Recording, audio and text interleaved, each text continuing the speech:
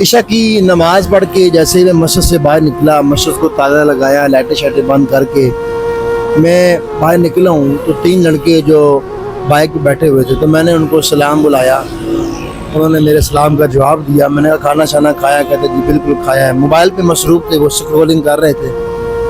تو میں نے کہا زندگی کیسے جا رہی؟ کہتے جی بس گزر ہی رہی ہے جیسے گزار رہے ہیں۔ تو میں نے یہ سوال کیا کھانا شانا کھا لیا، کام شام کرتے ہیں؟ جی بالکل کھانا بھی کھا لیا، کام شام بھی کرتے ہیں۔ میں نے کہا اللہ نے سانسیں دی ہیں، اللہ نے نعمتیں عطا کی ہیں، ان کا شکر بھی ادا کرنا چاہیے۔ تو کہنے لگے جی انشاءاللہ موقع ملے گا تو کرتے رہیں گے۔ میں نے کہا دیکھیں کہ جس رب نے آپ کو سانسیں دی ہیں، کھانے کو اچھا کھانا عطا فرمایا ہے، پہننے کو اچھے کپڑے عطا فرمائے ہیں، تو اس بندے کا اتنا حق بنتا ہے کہ وہ اپنے مالک کا اور خالق کا حق تو ادا کرے نا۔ ہم حق ادا تو نہیں کر سکتے لیکن اتنا تو ہے کہ ہم اس کا شکر تو ادا کر ہی سکتے ہیں نا۔ حق تو بہت دور کی بات ہے کہ 5 وقت وہ رب ہمیں بلاتا ہے اور ہم اس کی آواز پہ لبیک نہیں کہتے۔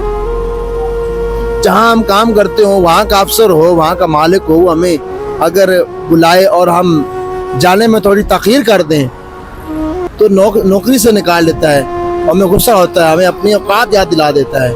لیکن وہ مالک ہے، خالق ہے، 30 سال ہو گئے، 36 سال ہو گئے، وہ کب سے بلا رہا ہے لیکن ہم نہیں جا رہے۔ لیکن اس نے کبھی نہیں کہا کہ میں تمہیں رزق نہیں دیتا، میں تمہیں کھانا نہیں دیتا، میں تمہیں سانسیں نہیں دیتا، میں تمہیں گھر نہیں دیتا، وہ سب کچھ دے رہا ہے ہمیں۔ کیا ہم اسے اتنا بھی ہمارا حق نہیں بنتا کہ ہم اپنے مالک کا شکر بھی ادا کریں؟ اذان سن کے ہم لوگ اگنور کر دیتے ہیں، چلتے ہیں۔ اگر کوئی دین کی دعوت دینے والا آ بھی جائے تو اسے کہہ دیتے ہیں، آپ اس کا مذاق اڑاتے ہیں، یہ غلط بات ہے۔ میں نے ان سے کہا کہ فجر کی کتنی رکعت ہے، فجر کی نماز کی کتنی رکعت ہے؟ تو تینوں خاموش ہو گئے۔ ان میں سے ایک بولا قاری صاحب کہ فجر کی جو رکعت ہیں وہ 4۔ میں نے عشاء کی رکعت پوچھی تو خاموش ہو گئے۔ جس مسلمان کے بچے کو 5 نمازوں کی رکعت کا نہیں پتہ، اللہ، یہ لمحہ فکریہ ہمارے لیے، ان والدین کے لیے بھی یہ پیغام ہے کہ اپنے بچوں کو خدا را دین سکھائیں، سکول سکھائیں، دنیاوی تعلیم بھی سکھائیں، لیکن تھوڑا سا غور کریں، تھوڑا سا دین کی طرف بھی لے کر آئیں، ان کو قرآن کی تعلیمات بھی سکھائیں، احادیث بھی سکھائیں، حضور کا اسوہ حسنہ بھی سکھائیں۔ یہ والدین کی ذمہ داری ہے۔